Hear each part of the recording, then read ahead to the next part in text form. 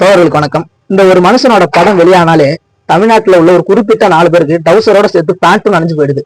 தான் பேண்ட் நனைஞ்சு போடுறது வெளியே தெரியக்கூடாது அப்படிங்கிறதுக்காக இந்த மனுஷனை கைது பண்ணணும், இந்த மனுஷன் படம் வெளியே வரக்கூடாது, திரையரங்குகள் தரக்கூடாது, இந்த மனுஷன் சாதி வன்மத்தை தூண்டுறான் அப்படின்ட்டு வன்முறைய கிளப்பி விடுறானுங்க.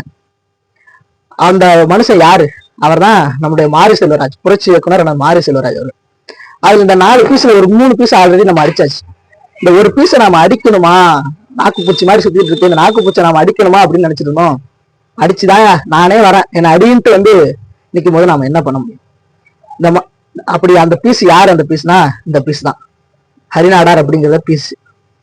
இது என்ன பேசுது அப்படின்னா, மாரி செல்வராஜன் சாதி வன்மத்தை தூண்டுற மாதிரி படம் எடுக்கிறாரு, இதனால ஒரு கலவரத்தை உண்டு பண்ற மாதிரி எடுக்கிறாரு, அவரை கைது பண்ணணும், ஒரு படத்துக்கு திரையரங்குகள் தரக்கூடாதுன்னு ஒரு வன்மத்தை கேட்கிறான்.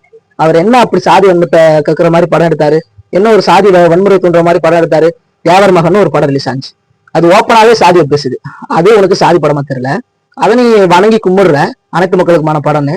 சின்ன கவுண்டர்னு ஒரு படம் வந்துச்சு, ஓப்பனா சாதி வன்மம் அதுல இருக்கு, அதை நீ எதிர்த்து பேச மாட்டேங்கிற, அது சாதி படம் இல்ல. நான் எப்படி ஒடுக்கப்பட்டேன், நான் எதனால ஒடுக்கப்பட்டேன், எந்த இடத்துல எல்லாம் நான் ஒடுக்கப்பட்டேன், எனக்கான ஒரு தலைவன் வந்தாரு, அவர் என்னோட உரிமைகளை பெற்று தந்தாரு, அந்த தலைவனை எப்படி கொன்னாங்க, அந்த தலைவன் எப்படி இறந்து போனான், தான் எப்படி ஒடுக்கப்பட்ட நிலையிலிருந்து மேல வந்த அப்படின்றத ஒரு வரலாறை சொல்லி உண்மையை சொல்லி ஒரு படத்தை எடுக்கிறாரு. அது உனக்கு சாதி வன்மத்தோட போய் எடுக்கிற படமா இருக்கு.